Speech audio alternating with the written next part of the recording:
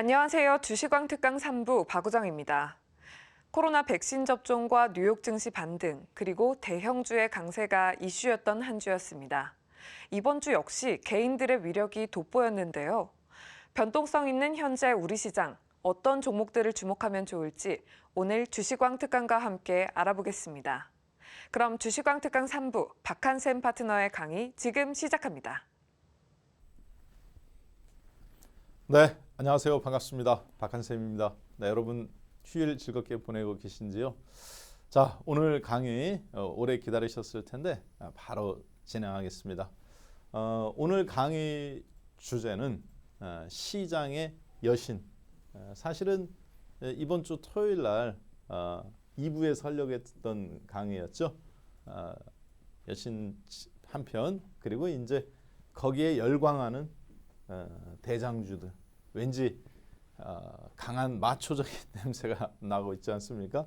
라는 주제로 쉽게 얘기해서 이제 시장의 여신 미국 재무부 장관이에요. 근데 이분이 또 FRB 의장을 그 전에 역임하셨기 때문에 실질적으로 바이든 후보의 바이든 이제 대통령 취임하셨으니까 46대 대통령으로 취임하신 앞으로 바이든 대통령에서 전반부를 책임지실 재무부 장관인데 FRB 의장도 역임하셨기 때문에 실질적으로 통화정책, 우리나라로 따지면은 경제부총리 플러스 그리고 이제 금리정책, 여기 이제 재정정책이고 여기 이제 통화정책 및 금리정책이죠. 한국은행에 해당된다고 볼 수 있겠죠.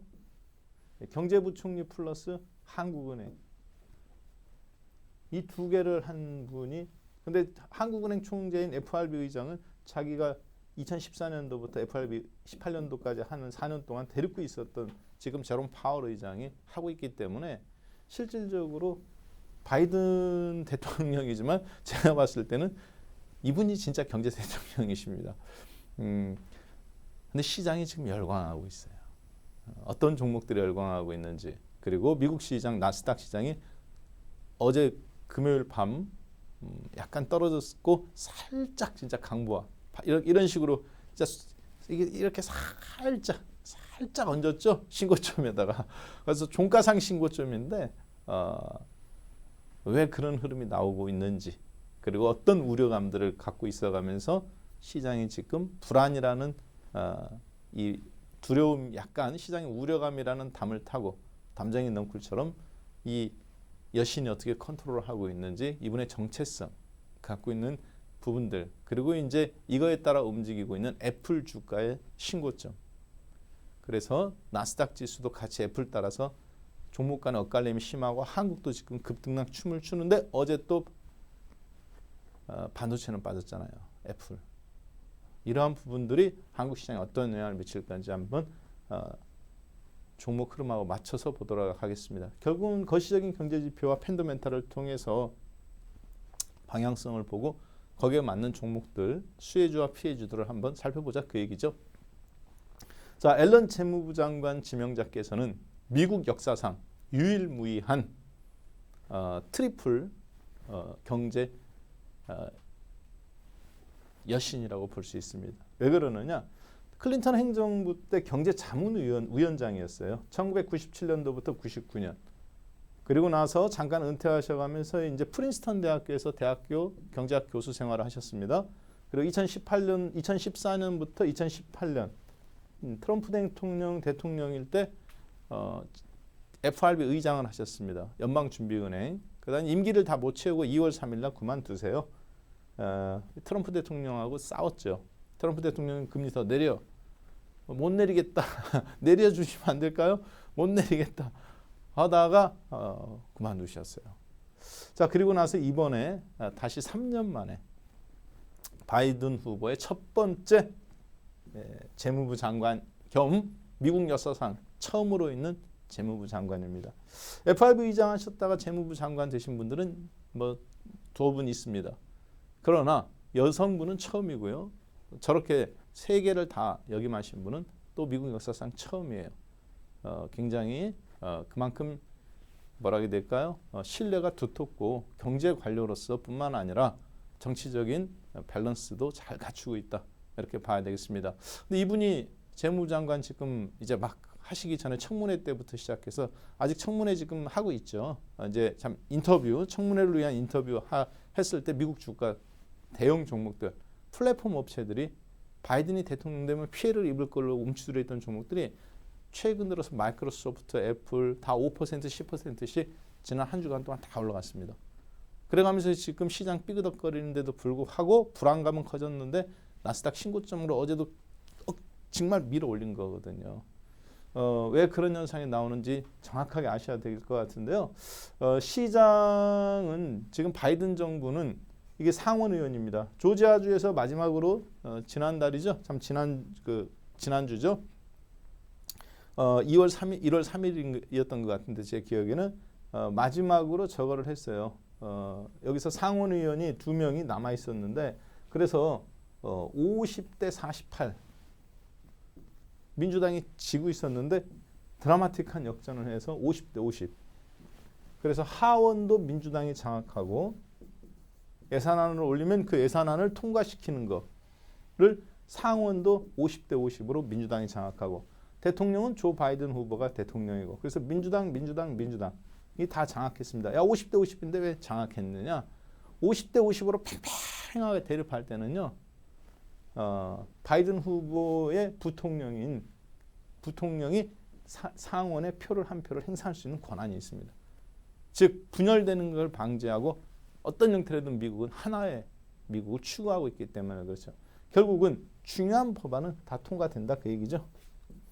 자 따라서 예산안 통과라든가 이런 거에서 의회에서 거칠 것이 없는 정말 어떻게 보면 경제 수장한테 엄청 큰 칼을 자본주의에 꽂힌 미국에서 쥐어진 건데 저분이 바로 그 여성분인 앨런 전 의장이십니다. 저는 이분이 잔다르크로 생각하고 있는 것 같아요. 현재 시장은. 왜냐하면 금융위기 때도 한번 이분 덕분에 잘 넘어갔거든요. 그런데 이번에는 막강한 권력을 가진 그런 걸로 지금 오셨는데 2014년도 2월 3일부터 2018년도 2월 3일까지 FRB 의장 한 거 그리고 이제 72대 재무부 장관 후보로 지금 내정돼서 이제 청문회 앞두고 있는데 무사히 통과될 걸로 보여집니다. 브라운 대학에서 경제학 학사를 나오신 다음에 이제 제가 이걸 왜 보여드리냐면 이분이 추구하는 경제 정책이 굉장히 어떻게 보면 병으로 따지면 그냥 항생제 집중 투여하시는 스타일입니다. 예를 들어서 이거 딱 봐서 이렇게 이거 폐렴인 것 같아요, 뭐인 것 같아요, 애매모호하잖아요. 그러면 의사분들이 항생제 썼다가 안 들르면 더 이상 쓸 수가 없기 때문에 굉장히 위험합니다. 항생제는 그래서 가급적 거의 마지막에 쓰더라고요. 제가 보니까. 그런데 이분은 처음부터 그냥 강력한 항생제를 써요. 예를 들어서 코로나다.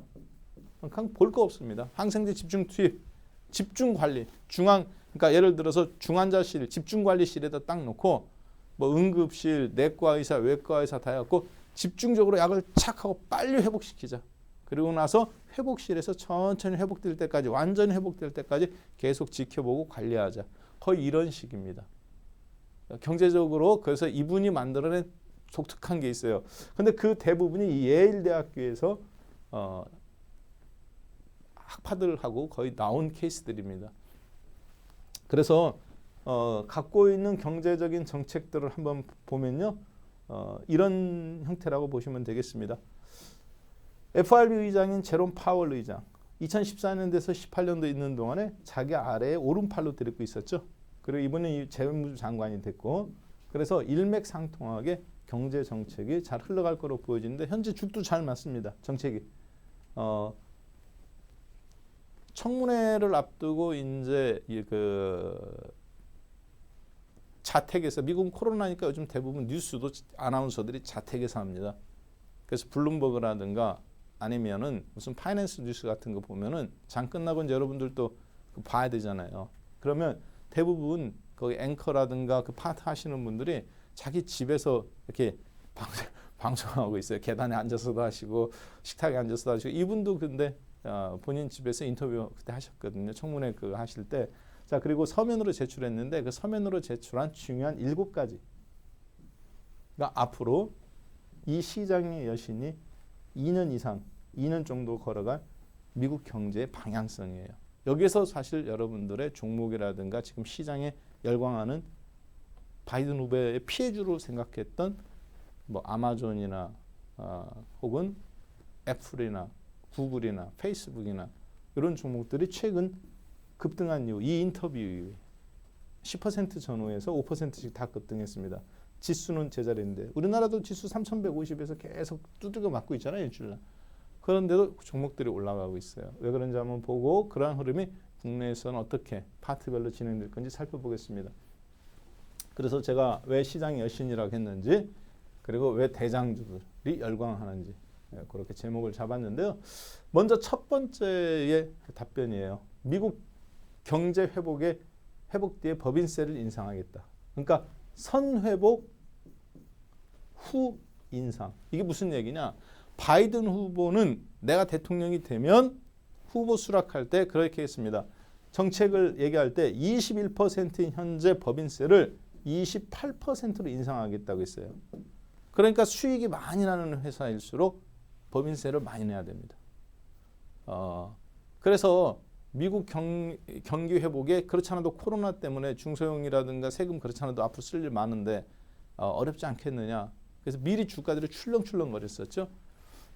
자, 그런데 이분은 분명하게 자기 얘기해요. 경기 회복 때에 다 인상하겠다. 그러니까 인상 안 하겠다는 얘기는 안 합니다. 하는데 경기 회복이 먼저다. 즉, 야 출근해. 이게 아니라 몸조리부터 해라. 그리고 나서 제대로 하자. 이거죠. 네. 자, 그 다음에 두 번째. 만약에 금리를 인상하더라도 만약에 아니죠. 어차피 인상할 건데 인상하더라도 혼자 하는 게 아니라 미국 단독으로 하지 않겠다. OECD와 협의하겠다. 이게 무슨 얘기냐. 미국 정부의 금리 정책이 한국이라든가 중국이라든가 일본이나 독일이나 프랑스나 OECD 국가들 즉 전 세계에 미치는 영향력을 내가 정확하게 알고 있다. 금리를 인상하든지 금리를 인하든지 이때 시장이 어떻게 반응할지 각국 나라에 어떻게 반응할지 영향력을 알고 있으니까 그러니까 내가 임의를 하지 않겠다 하더라도 거기서 충분히 어떤 협의에 대한 부분들 즉 금리를 인상했을 때 시장이 받을 충격이 있다는 거죠. 지금 그 부분에 대해서 충분한 고려를 하고 있으니까 일단은 걱정하지 마라. 그러니까 굉장히 뭐라고 해야 될까요? 안정감을 주는 발언이에요. 인상 안 하겠다는 얘기는 아니잖아요. 하되 그러니까 메시지를 던지는 겁니다. 그래서 미국이 경쟁력이 떨어지는 것을 우리는 금리를 인상해서 돈들이 저기 하는 걸 막아보겠다. 충격을 막겠다는 얘기죠. 그러니까 미국이라고 말했지만 사실 전 세계에 던지는 메시지입니다. 세 번째, 중국이 기술을 훔치고 불공정한 무역 관행을 유지한다. 그래서 어떻게 할 것이다? 싸울 것이다. 갑자기 어투가 확 달라지죠. 협의하겠다. 회복한 뒤에 하겠다. 중국 얘기 딱 나오니까 이게 이제 미국 청문회, 인사청문회에서 물어본 내용에 대해서 이분이 답변한 겁니다. 자, 그런데 중국 얘기가 딱 나오니까 갑자기 히스테리가 나오잖아요. 그렇죠? 여러분들도 컴플렉스 있는 거 있죠? 다 있지 않습니까? 하나씩 컴플렉스가. 그 부분이 딱 났을 때 파이트! 뚜껑 열리는 거죠. 싸우겠다는 표현이죠. 그냥 다짜고짜 싸우겠다는 거예요.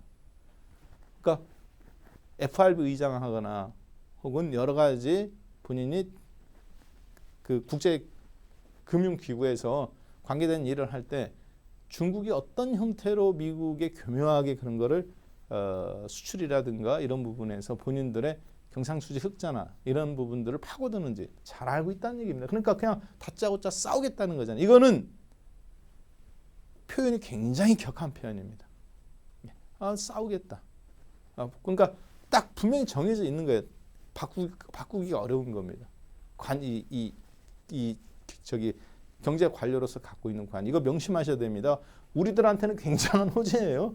싸워야 됩니다. 고래 싸움에 새우등 터진다 그랬죠? 아닙니다. 고래 싸움에 먹을 거 많습니다. 주변에 플랑크톤 죽어나는 물고기들 많잖아요. 거기서 쉽게 잡아먹는 거죠. 자, 그 다음 보겠습니다. 미국 인위적인 약달러는 안 하겠다. 바이든 후보가 대통령이 된다니까 달러 인덱스가 103에서 90까지 떨어졌었죠. 89까지. 그때 최근 조금 이렇게 왔다 갔다 하고 있는데 문제는 국공채 가격도 떨어지니까 그렇죠. 달러에서 탈출해서 미국 경제에서 탈출해서 아시아나 유럽으로 막 오는 돈들이 넘쳐나고 있는데 그래서 인위적으로는 안 하겠다. 즉 수출 경쟁력을 갖기 위해서 달러가 약하면 우리나라 자동차, 현대차 막 이런 거 옛날에 1,000만 원 주고 사던 게 이제 900 저거 수출이 이런 데는 그 뭡니까? 달러가 약하면 자기네들도 미국도 수출하기가 좋잖아요. 포드 자동차 5천만 원이었는데 익스플로러 그럼 4,500만 원에 들어오는 거 아닙니까? 왜? 달러 가격이 떨어졌으니까. 그래서 인위적인 포드는 수출이 잘 되겠죠. 그런 거 안 하겠다는 얘기입니다. 경제를 살리기 위해서. 그리고 주요국 환율 조작하지 말아라. 한국한테 던지는 메시지입니다. 한국, 스위스, 일본, 독일, 이런 중국 이런 나라들한테 환율 조작해가지고 수출 경쟁력 갖출 생각 꿈도 꾸지 말라는 얘기죠. 자, 그 다음에 대규모 추가 지원 조치 없이는 미국의 큰 무슨 상처? 상처가 크게 앞으로 날 것이다. 그러니까 경기 부양 계속 해야 된다 그 얘기예요. 어떻게? 대규모. 여기에서 이분이 학자적인 면모가 나와요. 프린스턴 대학교의 학자, 즉 무슨 얘기냐? 항생제 팍팍 쓰는 거. 그걸 압출 경제라고 합니다.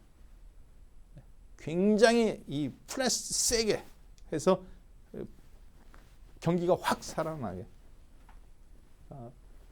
그거를 경제학적으로 압출 경제라고 이분을 두고 하는 얘기인데, 그러니까 추경 예산이 앞으로 더 남아 있다 그 얘기예요. 그때 가장 큰 약점은 뭐냐? 달러 가치가 떨어지는 거거든요. 돈을 막 풀으니까. 약달러 추진하지 않겠다는 얘기. 그런 부분들 어떤 종목들인지 보겠습니다. 그 다음에 뭐 코로나19 어쩌고 해갖고 일자리 되찾고 경쟁력 갖추게 하겠다고 했는데 그것이 돕는 것이 누구의 역할이다? 재무장관의 역할이다. 나의 정체성, 나의 포지션은 골키퍼다. 나는 감독이다. 나는 코치다. 나는 축구선수 다쳤을 때 해주는 의사다. 나는 볼보이다. 분명한 정체성이 있죠. 포지션. 나의 포지션은 일자리를 되찾고 월가를 위해서 일하는 게 아니라 노동자들의 일자리를 되찾고 즉 코로나 극복을 위해 소방수 역할이죠. 근데 월가를 살리고 그런 게 아니라 노동자가 일자리를 되찾고 경쟁력을 갖추게 돕는 것. 헬퍼로서 하는 것이 뭐다? 마이 포지션이다. 나 그거 하려고 재무장관 하는 거야. 분명히 재무장관으로서의 역할을 못 박았죠. 당연히 경기 부양하되 민간인들의 일자리 창출하는 데 돈을 쏟아붓겠다는 겁니다. 이게 굉장히 중요해요. 종목들 여기서 다 나오는 겁니다. 사실. 자, 그 다음에 50년 만기 국채 발행 검토해 보겠다. 원래 관료 공무원 생활을 한 10년 이상 하신 분들이 뭐 검토해 보겠다. 안 하겠다는 얘기죠. 안 하겠다는 얘기인데 둘러 하는 얘기예요. 안 하겠다고 탁 해버리면 막 괴롭힘 당하잖아. 공매도 연장 검토해 보겠습니다. 국민 여러분이 이렇게 바라시니까 그래도 해야 돼요. 공매도 3월 16일부터 하겠습니다. 그러면 집중 포화로 받잖아요. 검토해. 신중하게 검토해 보겠습니다. 하고 3월 16일 날 하겠죠. 자, 이게 정치적인 발언입니다. 자, 50년 만기 국채. 여기에 뭐 우리들한테는 중요하지 않으니까. 자, 그러면 방금 했던 그 발언 하나하나가 종목들에 어떤 영향을 미쳤고 한국 시장, 우리가 갖고 있는 삼성전자, 하이닉스, 셀트리온, 네이버. 왜 네이버가 어제 급등 나왔는지 그리고 앞으로 어떤 종목들 플랫폼 업체들이 국내에서도 올라가야 될지 종목들의 앞뒤가 바뀌어 이제 그런 부분들을 나오게 되는데요. 미국 나스닥 100 종목 중에서 시가총액 상위 종목 순서를 나래별을 세워봤습니다. 애플이죠. 첫 번째 종목. 애플 시가총액이 2조 3,810억 달러. 한국 돈으로 대략적으로 한 2,500조 정도 되겠네요. 우리나라 시가총액이 어제부로 얼마입니까? 금요일날 종가부로 이번 주 2,078조 되나요? 뭐 끝자리는 틀릴 수 있습니다만 2,080조 정도 된다고 보시면 되겠습니다. 애플 주식 하나 다 팔면 대한민국 거래소 주식 삼성전자로부터 저기 900등 하고 있는 땡땡땡 주식까지 다 살 수 있습니다. 우선주까지. 그리고 보너스로 약 400조 원 남네요. 보너스로 400조 원 남아요. 애플 하나 팔면. 자, 플랫폼 기업 하나가 대한민국 전체보다 크게 먹여 살린다는 얘기면 여기 세금의 힘이 여기서 나온다는 얘기죠. FRV 장도 정확히 인지하고 있다는 얘기입니다. 그 다음 마이크로소프트웨어 한 1,800조 원, 그리고 아마존 한 1,750조 원 정도, 구글, 알파벳 AB가 구글이에요. 한 1,300조 원, 1,300조 원, 테슬라 792억 달러니까 얼마입니까? 이거는 어제 밤에 제가 뽑은 거니까 약간 차이는 있을 수 있습니다. 그렇지만 큰 차이는 없을 거예요. 한국 돈으로 한 880조 원 정도 되겠네요. 자, 그 다음에 페이스북, 그렇죠? 한 850조 원. 그 다음에 인텔, 어제 인텔 많이 빠졌어요. 보니까 맨 아래에 있는데 9% 빠졌죠. 그 리포트 가짜라고 그랬잖아요. 그렇죠? 세미 에큐머, 그 미국에서 유명한 리포트입니다. 네, 가짜 리포트라고 오스틴 공장 짓지도 않았는데 제가 말씀드렸죠. 삼성하고 손 안 잡수, 그거 아닙니다 아직. 네, 그래 해봤자 칩이 아니고 칩셋이에요. 칩과 칩셋은 완전히 다른 겁니다. 무슨 얘기냐? 뇌하고 머리카락하고는 다른 거라고요. 칩은 뇌고 CPU는, 칩셋은 머리카락, 두피 이런 겁니다. 완전히 다른 거예요. 칩셋이에요 하더라도 14나노예요. 10나노 이하로 가야 되는데 거기 공장은 14나노밖에 없어요. 오스틴 공장은. 자, 요거 보니까 한 250조 정도 250조 정도 되겠네요. 그렇죠? 인텔 어제 9% 빠졌어요. 전날 6%대 올라갔다가. 자, 그런데 보시면은 여기 보시면 애플 플랫폼 업체죠. 마이크로소프트웨어, 컴퓨터 소프트웨어만 얹어서 파는 플랫폼 업체죠. 클라우드하고 아마존, 전자상거래 플랫폼 업체, 알파벳, 구글 플랫폼 업체, 테슬라도 자동차지만 GM, 포드, 크라이슬러, 폭스바겐, 미국에 있는 하고 독일에 있는 자동차 회사 다 합친 것보다 얘가 더 크네, 시가총액이. 현대자동차 시가총액 40조에서 50조. 대한민국 자동차 다 합치고 포드, GM, 크라이슬러, 미국 자동차 다 합쳐도 테슬라만도 못해요. 900조니까. 플랫폼 업체로 보셔야 됩니다. 애플은 얘가 무서운 거죠, 사실. 무섭기도 하지만 경쟁자이기도 하죠. 어디로 나가는? 전 세계 시장의 플랫폼. 인터넷을 중심으로 생겨난 인터넷 시장에서 인터넷이 만들어져 가면서 생겨난 마이크로소프트웨어, 컴퓨터 생기고 나서 그 다음에 그것이 인터넷이 활성화되니까 전자상거래. 그리고 그 전자상거래에서 무선으로 건너가니까 인터넷이 드디어 2010년도 스마트폰이 나와서 애플. 그렇죠? 인터넷에 기반 위에서 전부 다 만들어진 플랫폼 업체입니다. 테슬라 빼고. 페이스북 마찬가지. 페이팔 홀딩스 전자상거래 서비스. 넷플릭스 드라마 서비스. 자, 그러면 이런 회사들이 지금 어디로 건너갑니까? PC에서 모바일로, 모바일에서 지금 클라우드로. 그렇죠? 컴퓨터, 노트북 컴퓨터 깡통 딱 들고 가면 삼성이든지 LG든지 여러분들 사무실 가면 요즘 자기 자리 없습니다. 넓은 카페 같은데 커피 한 잔 가면 있어요. 지금 그 커피숍처럼 되어 있어요. 사무실, 회사가. 비밀번호 그 택 딱 하고 들어가가지고 커피 한 잔 딱 시켜놓고 아무거나 노트북 하나 있는 거 딱 갖고 옵니다. 하면서 이어폰 꽂고 들어가면서 뭐 하는 거냐? 일하는 거예요. 출근해서. 사원번호 딱 집어넣고 딱 치면 출근 시장이 거기서 딱 다 자동으로 다 돼가지고 어제 업무했던 거, 부장님 업무 내려오신 거, 노트북 컴퓨터 자기 거 아닙니다. 갖다 치면 거기서 노트북 컴퓨터는 깡통이지만 그게 클라우드 컴퓨터로 본사에 있는 컴퓨터에 다 연결이 돼요. 그래서 업무 지시 같은 거 다 보고 현재 계약 같은 거 회법 제보한 오늘 스케줄 확인하고 처리하고 올리고 다 요즘 그렇게 합니다. 클라우드 컴퓨터 시대죠. 이런 클라우드 컴퓨터가 이런 스마트폰 하나에 어플리케이션 프로세서 칩이 많이 들어가면 듀얼로 2개 들어갑니다. 내 스마트폰은 듀얼이야 뭐 그런 거 있죠. 네. 칩이 하나냐 2개냐예요. 듀얼 AP 칩 2개 들어가는데 클라우드 컴퓨터 몇 개 들어가냐? 10,000개, 2000개 들어갑니다. 세트 하나에. 비교가 안 되죠.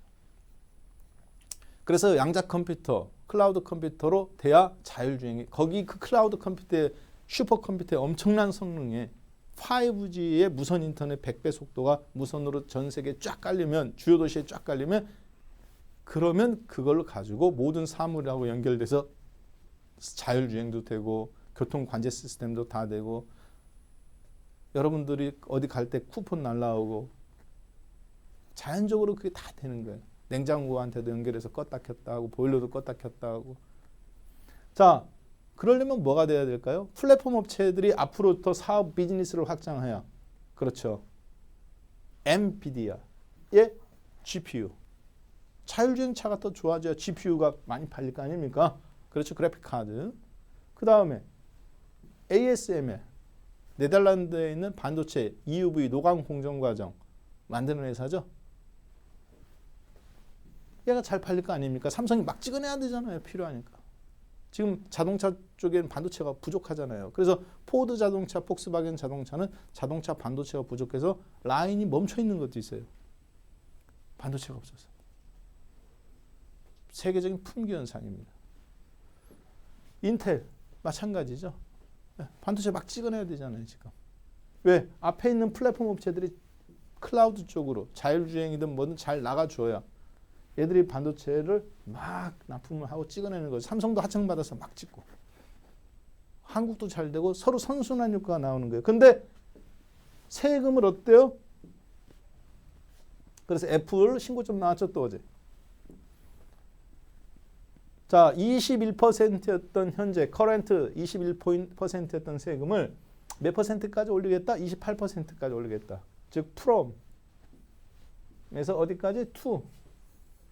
코퍼레이션 무슨 세? 법인세. 그래서 7% 더 올리겠다는 건데, 여러분이 예를 들어서 이게 무슨 얘기냐? 1,000만 원 번다. 그럼 세금이 30% 인상되는 거예요. 왜?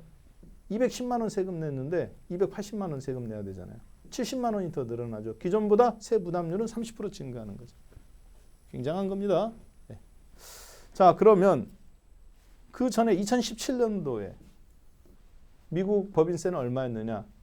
21%로 다운되기 전에 35%였습니다. 35%여서 21%까지 트럼프 대통령이 내려주고, 그 다음에 이번에 바이든 후보가 다시 27%로 올려주고, 그 다음에 28%로. 그 얘기예요. 그러니까 법인세 부담이 사실 그 있다 없다 감당할 만한 수준인데 경제가 회복되면 충분하다. 그리고 어차피 돈을 갖다 썼기 때문에 올려야 된다. 자, 문제는 뭐냐? 그 법인세 21%에서 28%로 올려서 어디다 돈 쓰겠다는 거야? 이 재정, 바이든 후보에 돈 써야 되는 거. 예. 법인세에서 4조 3천억 정도 세금이 늘어날 걸로 보인다. 4조 3천억 늘어나는 거 보이죠? 마이너스. 그린 뉴딜 정책에 3조 달러. 한국 돈으로 한 3,300조 원. 여기는 세금은 한 5천조 원 걷는 겁니다. 가까이. 법인세 이렇게 늘리면. 그래서 그린 뉴딜에 3조 달러, 3,300조 원 갖다가 쓰고, 집 바꿔주는데 한 750조 원 쓰고, 애들 보육하고 교육하는데 한 3천조 원 쓰고, 2조 7천억 달러니까 오바마 헬스케어 부활해서 들어가는데 한 2,200조 원 들어가고, 그래도 여전히 적자잖아요. 예, 법인세 갖다 버는 거 갖다가 교육하고 헬스하고 하면 그린이들 3조 적자죠. 그러니까 무슨 얘기예요? 아까 몇 년짜리 채권 발행해야 돼요? 50년짜리 국공채 발행 한 해 만에 얘기가 나오는 거죠. 적자가 계속 커질 것 같으니까. 자, 그래서 앨런 재무부 장관 후보의 세금 정책. 세금을 인상하겠다는 거죠. 그러나 어떻게 하겠다?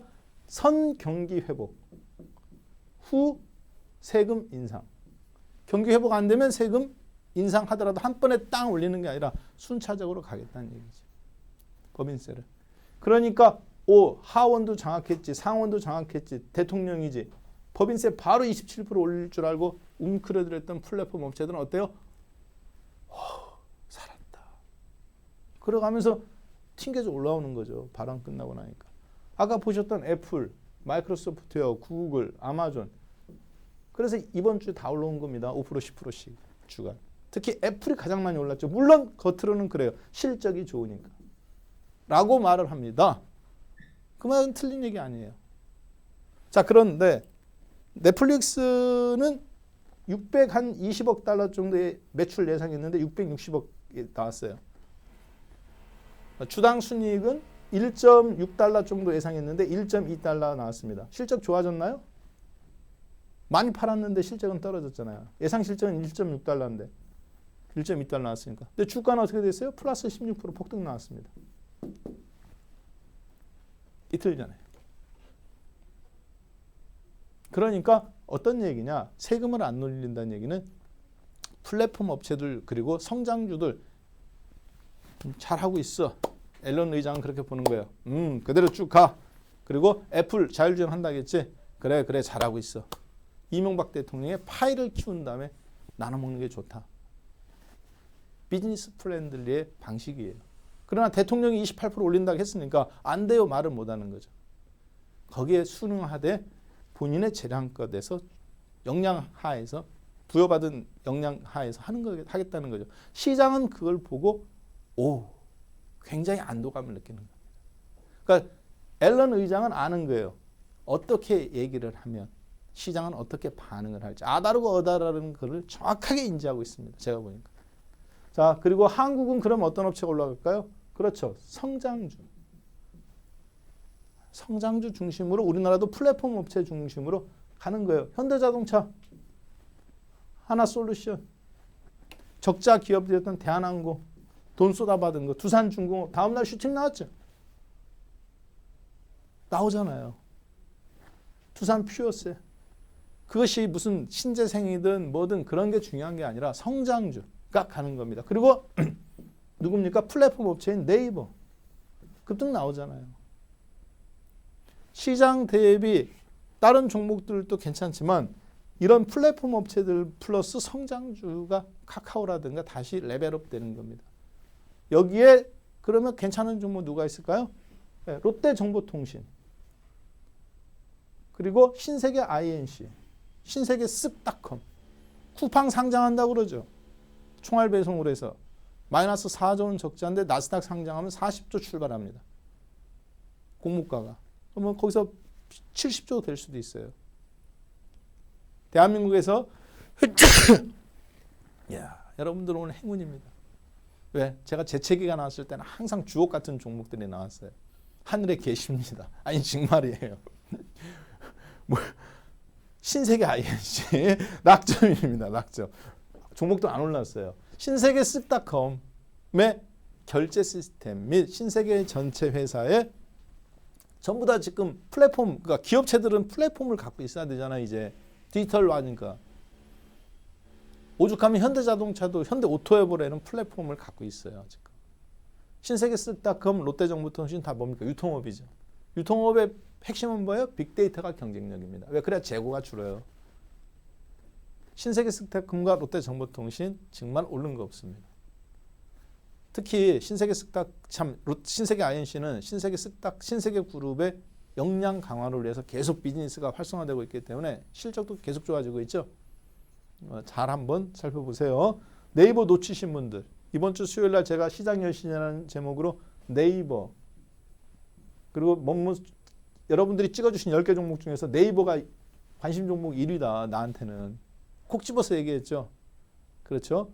그러면서 2부 때는 시장 여신 이거 준비한 거 못했어요. 원래 했어야 되는데. 여러분들 질문을 많이 받고 하다 보니까 자, 그거 놓치신 분들 저런 거 보는 겁니다. 시간이 갈수록 어떻게 돼요? 문제는 종목의 레벨이 다운되죠. 왜? 좋은 종목 올라갔으니까 그거 추천할 수 없잖아요. 네이버를 지금. 수요일 날 들으신 분은 그런 거 하는 거고 오늘 들으신 분은 신세계 INC 하는 거고. 자, 그 다음에 아까 7가지 답변한 것 중에서 두 번째 중요한 거 양적 완화. 앨런 의장이 뭐라고 얘기했어요? 네. 양적 완화에 대해서 그렇죠? 아까 얘기했잖아요. 대규모로 하지 않으면 미국 경제는 무슨 타격을 입는다? 어떤 상처라고 그랬죠. 어떤 상처를 입어요? 큰 상처. 양적 완화를 하면 살아난다가 아니라 대규모로 항생제를 팍 쏟지 않으면 지금 놓치면 돌이킬 수 없는 상처를 입긴 나가잖아요. 뭐가? 미국 경제가. 큰 상처를 입는다는 거죠. 이게 진짜일까요? 미국 경제 살아나고 있는데 왜 상처를 입어요? 사촌이 땅 사면 배 아프다는 얘기 있습니다. 여러분들은 왜 주식하십니까? 왜 아파트 충분히 50평짜리 갖고 있는데 왜 또 저기 세종시에 있는 30평짜리 왜 또 넘봐요? 왜 그런가요? 은행에 10억 갖고 있어봐야 지금은 이 10억이 뭐예요? 그냥 한마디로 지금은 똥 싸놓고 있는 거잖아요. 똥을 쌓아놓고 있는 거. 왜? 재산의 인플레이션이 아파트 따블라지. 주식 따블라지. 다른 애들은 이만큼 성장하고 있는데 이거 갖고 있어봐야 지금은 주식도 2분의 1밖에 못 사고 아파트도 2분의 1밖에 못 사고 1,000억 갖고 있으면 옛날에 꼬마 빌딩 강남에 괜찮은 거 20층짜리 하나 샀는데 지금은 5층, 10층짜리밖에 하나 밖에 못 사고 상대적으로 가치가 줄어드는 거잖아요. 중국 경기 회복하고 있지 한국 플러스지 독일 올라오는데 미국은 슬로우하게 오지 않습니까 지금. 펌핑이 확 일어나야 되는데 그러니까 상처가 돌이킬 수 있는 국가 경쟁력의 저하가 오는 겁니다 사실. 자 그런데 돈 풀기는 그래서 어떻게 해야 된다? 계속해야 된다. 어떻게? 큰 규모로. 그리고 중요한 자기 실수를 하나 얘기했죠. 2009년도에 미국 정부가 서브프라임으로 인해서 주가가 폭락 나가고 경기가 침체됐을 때 주가가 회복되니까 너무 빨리 테이퍼링, 즉 돈을 걷어들이는 걸 너무 빨리 하다 보니까 그 뒤로 본질적인 회복이 안 된 거죠. 무슨 얘기냐? 여러분들 서브프라임 같은 경우는 교통사고입니다. 이 금융도요 사고 나는 게 많이 있어요. 본질적인 어떤 문제를 갖고 있는 걸로 인해서 사고냐 아니면 어떤 몸에서 갖고 있던 오랫동안 갑작스러운 저기 나오는 사고냐 이런 걸로 봤을 때 서브프라임 같은 경우는 뭐 본질적이라고도 볼 수 있겠네. 부동산의 한 축. 버텼지만 어느 날 갑자기 몸 팔다리 저려가면서 쓰러져 버리는 거죠. 부동산의 한 축이 무너져 버리는 거니까. 그러면서 파생된 거 파생금융 상품들 다 거덜나고. 자 그런데 문제는 뭐냐. 치료를 잘 받아서 건강하게 됐다고 생각했어요. 그럼 그 다음부터 병원 안 갔어요. 약도 안 먹고. 안에서는 어때요? 계속 표현만 안 돼 있었지 사실은 몸은 계속 병은 진행되고 있었던 거죠. 그러니까 어떻게 합니까? 내원 치료를 계속 받아야 되는데 아 이제 괜찮아 나 안 가도 되고 딱 치료 중단하는 사람들 많죠. 저도 그럽니다. 아 그냥 뭐 이제 안 아프니까 안 가는 거예요. 너무 빨리 일찍 했대잖아요. 양적 완화 조치 테이퍼링 즉 돈을 회수하는 걸 너무 빨리 했기 때문에 똑같은 실수를 나는 앞으로 반복하지 않을 거야.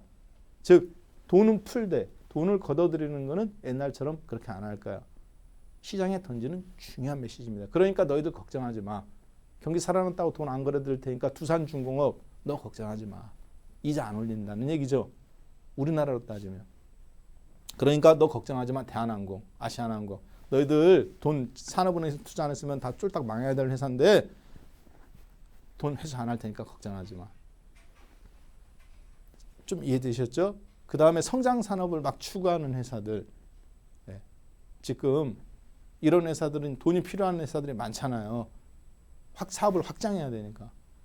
걱정하지 마. 적자 기업인 넷플릭스, 적자 기업이었던 아마존, 적자 기업이었던 테슬라 2, 3년 전에 다 적자였죠. 지금도 적자인 SK이노베이션의 2차 전지 배터리 사업, 지금도 적자인 삼성 SDI 2차 전지 배터리 사업, 이제 막 흑자로 LG화학 작년에 겨우 흑자로 돌렸잖아요. 너희들 그런 거 걱정하지 말고 사업 어떻게 확장할 수 있다라는 그런 회사들 입장에서 봤을 때는 그런 메시지를 던져주는 겁니다. 그러니까 종목들 움직이잖아요. 한국도. 자, 그래서 이분이 말하는 하나하나에 따라서 미국 공장 세울 거냐 말 거냐 결정되는 거예요. 현대자동차 고민하고 있었는데 발언 딱 이후에 기아자동차하고 한다는 소문 딱 나오잖아요. 애플에. 왜 그러느냐. 할까 말까 긴축으로 들어가면 그거 하면 안 할 수도 있거든요. 부담되니까.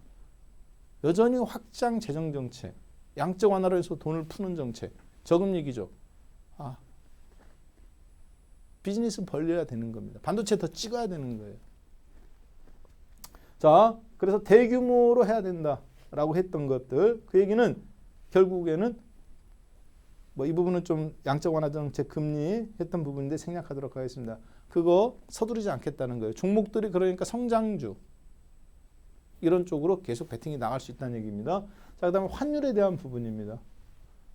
환율에 대한 부분은 물론 양적 완화 조치를 돈을 많이 쏟아부으면 바이든 후보가 1조 9천억 달러 돈 더 푸른다고 그랬죠. 돈을 푸른다고 했는데 다음날 주가는 빠졌습니다. 한국 주식이나 아시아 증시. 왜? 돈을 많이 풀으니까 달러 가치가 어떻게 돼요? 훼손되죠. 달러 가치가 훼손되니까 미국 국공채 1억 원짜리 국공채가 9,700만 원에 팔린단 말이에요. 왜? 불안하잖아. 돈이 너무 많이 찍었잖아. 앞으로 근데 돈이 또 들어온대죠. 2,200조 원이 더 풀린대잖아요. 그러니까 국공채 가격이 떨어지니까 미국은 국공채를 팔아서 그 돈으로 정부에 지원해 줘야 되는데 그러니까 인위적으로 어떻게 해요? 달러 가치를 끌어올리는 행위를 했죠. 부작용이 나니까 그 부작용을 막기 위해서. 그런데 그 부작용으로 인해서 어떻게 돼요? 아시아 증시나 유럽 증시는 그날 빠졌지 않습니까? 경기 부양하는 날 발표 끝나고 아시아 증시 딱 하기 전에 아침 7시에 발표했는데 당연한 겁니다. 억지로 막으니까 이걸 무슨 얘기입니까? 자기네들은 환율 조작하는 거예요. 그렇잖아요. 가만 놔두면 103달러였던 달러 인덱스가 돈을 자꾸 찍어내니 90달러까지 떨어졌잖아요. 90까지. 그다가 89까지 떨어졌다가 1조 9천원 뚝 찍는다니까 최저인 88까지 들어가려다가 달러 약세 용인하지 않겠다. 개입하는 거잖아요. 구두로. 그런 거 아닙니까? 국토부 장관이 자기 지역에 지하철이 아파트 값이 떨어져 땅값이.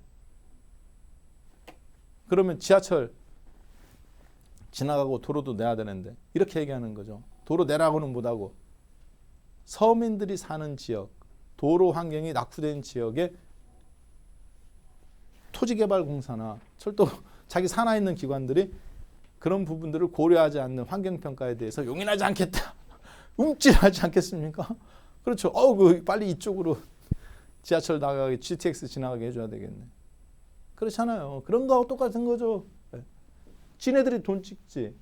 근데 자기네들은 개입해 가면서. IMF 때는 한국은 개입하려고 하면 뭐라 그랬어요? no. 시장에 놔둬야 된다. 왜 정부가 개입하냐? 도려낼 건 도려내야 되고 시장 논리에 맡겨야 된다. 절대 정부는 자본주의 시장은 자율경쟁 시장 개입하면 안 된다고 그랬죠. 그건 사회주의라고 그랬죠. 미국 어때요? 서브프라임 때, 코로나 때 다 개입했죠. 어느 정도 개입했느냐? 망해야 될 AIG 보험 파생으로 심지어 정부가 개입해갖고 돈까지 줬잖아요. 이렇게. 산업은행을 통해서 우리나라는 대한항공, 아시아나항공 간접 지원해 줍니다. STX 조선해양, 대우조선해양 망할 때 20조 원 산업은행을 통해서 간접 지원해 줬어요. 미국은 지금 어떻게 하고 있어요? 그냥 쏟아붓죠. 돈 찍어가지고. 시장 개입해요, 안 해요? 무지막지하게 개입합니다. 환율도 지금 개입하죠. 떨어지고 있는 거. 그래 가면서 뭐라고 합니까? 다른 나라들한테는 환율 개입하면 환율 조작국으로 지정하는 순간 블랙리스트에 올리면 그 나라는 세금이라든가 이런 부분에서 신용평가 절하부터 엄청난 손해를 받습니다. 항상 후보에 올라가는 나라가 있어요. 스위스, 중국, 한국, 독일, 일본. 왜 그러느냐? 수출을 먹고 살아야 돼요. 스위스는 금융으로 하니까 항상 환율을 맞춰야 되는 거. 그 비밀금고로 먹고 사는 나라잖아요. 그러니까 다 보면 선진국이야. 환율 조작국이라는 나라는 미국에 수출 많이 해서 먹고 사는 나라. 대부분 잘 사는 나라들입니다. 못 사는 나라가 아니에요. 지정되는 순간 문제가 되죠. 자, 그래서 그렇게 하면 안 된다. 그걸 강하게 지원해 주세요. 그게 무슨 얘기냐? 달러 강세 요인이 됩니다. 달러 약세의 원인이 됩니다. 그런데 그것을 자기네들이 시장에서 자연스럽게 달러가 가치가 자연스럽게 떨어지는 걸로 하는 것이 아니라 상대편 나라에 인해서 떨어지게 만드는 거예요. 똑같은 내용이지만 원인이 어디냐에 따라 다른 거예요. 한국은 앞으로 환차익을 노리기에 좋은 나라겠죠. 외국인들 베팅, 외국인들이 주식은 안 팔고 선물로만 요즘 계속 샀다 팔았다 변동하고 있죠. 기관은 계속 때리고 1조 2천억, 3천억. 개인은 계속 받아주고 있고 외국인은 주식 사다가 안 사죠. 사는 것도 아니고 파는 것도 아니야. 대신 선물로 2, 3천 개 갖고 떨어지면 살짝 올려주고 올라오면 또 살짝 때려주고. 예전에는 어땠습니까? 외국인하고 기관하고 싸우는 양국이었죠. 지금은 물러나서 선물로만 어부지리만 하는 겁니다. 지수 3150 기준으로 딱 맞춰가면서 이런 것들을 지금 보고 있는 거예요. 박스권 변동만 커지는 거죠. 자, 그래서 양적 완화를 본다면 미국으로 봤을 때는 달러 인덱스의 본질적인 그 추세 하락은 미국도 못 막는 것 같습니다. 결국은 달러당 80까지는 가는 건데 그런 발언으로 해가면서 속도만 늦추는 거죠. 국채를 계속 싼값에 찍을 수는 없으니까. 그 속도를 맞춰가면서 유인을 하는 거라고 보시면 되겠습니다. 결국은 원달러 환율도 지금은 1,100원이지만 1,000원까지 계속 내려갈 거다. 그래서 외국인들의 환차익을 노린 자금이 계속 들어온다. 문제는 뭐다? 네. 일정 부분 올라가면 환율이 멈추고 이렇게 다시 1,100원 올라오니까 순간 변동성. 3,150을 기준으로 우위로 100포인트, 아래로 100포인트 순간 변동성만 왕복 달리기만 심해지는 이런 박스권 상단에 있으니까 여러분 어떻게 돼요? 올라갈 때 추격 매수입니까? 매도입니까? 매도. 떨어질 때 매수. 한꺼번에 다 주식 100% 혼자만 할 수 있지만 다 같이는 할 수 있어요? 없어요? 안 되죠. 부분으로 하는 거예요. 이걸 무슨 매매라고 그래요? 수익 매매. 수익 매매 전략 나옵니까? 안 나옵니까? 나오죠. 전체적으로는 우상향으로 가면서 수익 매매 전략을 구사하는 거. 그러니까 많이 급등 나왔던 LG전자 폭락, 기아자동차 폭락. 대신에 바닥권대에서 올라왔다가 눌림목 있다가 안 올라갔던 카카오, 네이버 이런 종목들 소프트 파워군 종목들 지금 플랫폼으로 갈 수 있는 것들 상승. 코스닥 시장은 거래소하고는 반대로 또 올라갈 수가 있어요. 이 박스권 속에서. 그리고 두산중공업이라든가 두산인프라코어나 이런 대한항공이라든가 아시아나항공 같은 약간 부실한 기업들은 그 틈 속에서 또 치고 나갈 수 있겠죠. 전략과 종목이 나오는 겁니다. 한국에 적용하면 그렇다는 얘기예요. 자, 중요한 것도 하나 있네요. 중국에 대해서는 싸운다고 그랬잖아요. 그러니까 다짜고짜 싸운다고 그러셨잖아요. 아, 이거 뭐 브라보입니다. 진짜 명절날 부모님한테도 큰절 세뱃 인사드려야 되지만 미국 저런 관료나 대통령이 저런 한마디가 하이닉스 25,000원짜리 10만 원 가게 만들었잖아요. 삼성전자 80만 원, 90만 원인데 300만 원 가게 만드는 거예요. 왜? MOU 거절해주고 하니까. 사인 나왔는데 M&A 거절했잖아요. 마이크론 테크놀로지 같은 거. 그렇기 때문에 우리들한테는 뭐 땡큐한 얘기죠. 중국과는 계속 싸우겠다. 그 얘기는 무슨 얘기냐? 3월이 되면 중국 화웨이 반도체 보유하고 돼 있는 거 다 깡통 찬다는 얘기죠. 2021년도 화웨이 2021년도에 전 세계 시장에서 단일 가전 제품으로 가장 많이 팔릴 게 품목이 뭐냐? 스마트폰입니다. 5G 때문에. 2020년도에는 뭐가 가장 많이 팔렸느냐? 노트북이 가장 많이 팔렸어요. 왜? 코로나 때문에. 자, 2021년도 스마트폰이 가장 많이 팔리는데 화웨이는 보통 중국 내부에 1억 개 정도 팔립니다. 수출도 보통 1억 개에서 1억 2천 개 정도 됩니다. 2020년도에 어떻게 됐느냐? 중국 내수 1억 개, 수출 2분의 1 토막인 5천만 개.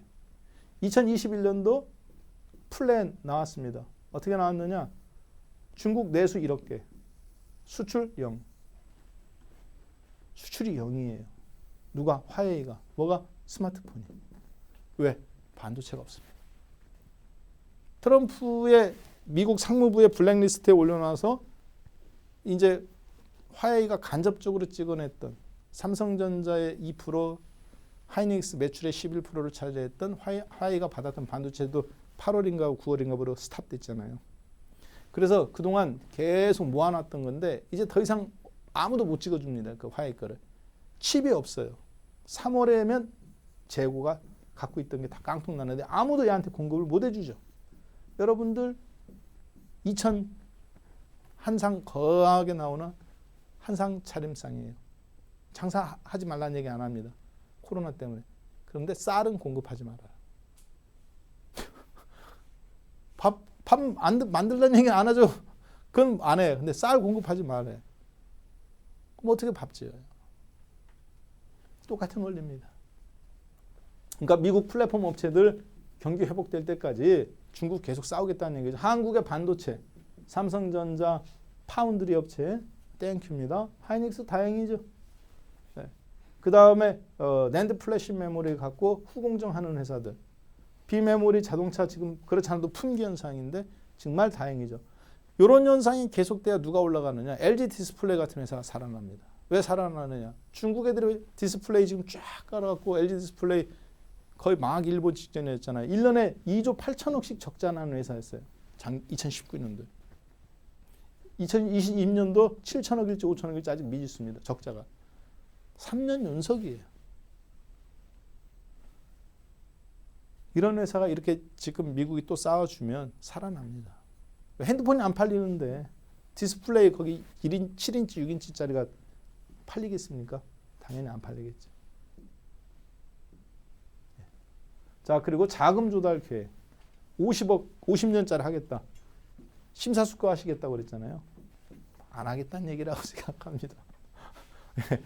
고려해보겠다, 안 하겠다는 얘기인데 시장에서 하도 이걸 JP모건이나 골드만삭스나 이런 애들은 맨날 비비는 거 아닙니까? 왜? 그래야 자기네들이 장기 채권, 채권은 장기가 일수록 리스크에 노출되죠. 여러분들은 아파트 살 때 변동금리로 산다고 생각해 보세요. 10억짜리 아파트를 예를 들어. 그런데 빚을 30년 동안 갚는 게 좋겠습니까? 5년 내로 갚는 게 좋겠습니까? 금리가 변동이야. 누가 더 리스크에 방사능에 많이 노출되어 있어요? 이게 방사능이라고 보면 5년짜리 빨리 갚는 게 낫지. 갚을 수만 있어. 변동금리잖아. 고정금리가 아니라. 채권은 가격은 고정이지만 금리는 변동입니다. 그래야 골드만삭스나 리만 브라더스, 리만으로 망했죠. JP모건이나 모건 스탠리, 유태인들이 먹고 살게 넘치는 거예요. 이걸로 또 파생 상품 또 만들어냅니다. 맨날 비비는 거죠. 저분의 입장에서는 제가 봤을 때는 30년으로 충분한 것 같습니다. 그러니까 검토해보겠다 라고 말하신 것 같아요. 자, 중요한 건 돈을 쓸 줄을 아는 것 같습니다. 돈을. 네. 근데 이게 앞으로 트럼프 대통령, 이제 바이든 후보가 잘 들어보세요. 바이든 후보는 자기가 나이가 있으니까 나는 5년 단임제만 하겠다고 선언했죠. 이걸 앞으로 누가 이어받느냐. 부통령이 카멜라가 앞으로 대통령 후보가 됩니다. 여성 천하예요. 저는 남자들은 배신하는 건 봤어도 여자분들 배신하는 건 못 봤습니다. 물론 여자분들은 배신을 해요. 콩나물 가격이라든가 남편 몰래 10,000원 꼽으쳐놓는 거라든가 이런 거 자지장건 배신하지만 진짜 큰 거는 여자들은 절대 배신 안 합니다. 월남전에서 그게 증명이 됐잖아요. 고문하니까 한국 사람들이 고문하니까 남자들은 다 불어요. 여자들은 절대 안 부릅니다. 극한 상황에서. 자기들이 정책적으로도 마찬가지라고 저는 생각합니다. 트럼프 대통령과 싸우다가 그만두었어요. FRB 의장을. 본인이 약속한 거 저는 지키는 사람이라고 봐요. 따라서 저분의 말 한마디 한마디 청문회에서 말했던 거가 굉장히 저는 지금 보시면 여러분들이 제가 굉장히 디테일하게 하잖아요. 그거를 잘 간파하고 종목들 어떻게 갖고 갈 건지 그리고 5G, 시스템 반도체, 차량용 반도체 특히 그리고 대한민국에서 플랫폼이라고 불릴 수 있는 네이버, 카카오, SK텔레콤, 삼성 SDS, 삼성형 자율주행차가 나옵니다. 비즈니스 해야 돼요. 그 세 개를 그걸 커버할 수 있는 데는 여기밖에 없습니다. 플랫폼 업체. 띵크웨어라든가 파워로직스라든가 이미 관련 종목들 플랫폼 업체들 다 폭등했어요. 2달 전에 여기서 얘기했던 24시. 그렇죠? 카페 24시. 우리 24시 이경락 대표님 앞에 얘기하신 분 말고 카페 24시 30% 올라갔죠. 네. 플랫폼 업체들 지금 다 움직이고 있잖아요. 넷플릭스부터 시작해서. 그런 종목들에서 여러분들이 빨리 감을 잡으셔야 돼요. 엉뚱한 데 가서 하시는 게 아니라. 자, 이렇게 해서 시장의 여신과 그리고 그분의 등장에 열광하는 미국 플랫폼 대장주들에 대해서 국내 종목과 연결해서 한번 살펴보았습니다. 네, 고맙습니다. 강의 잘 들으셨나요? 혹시 방송이 짧아서 아쉬우신 분들은 와우넷 홈페이지에서 무료 특강 참여가 가능하니까요. 이어지는 4부도 많은 참여 바랍니다.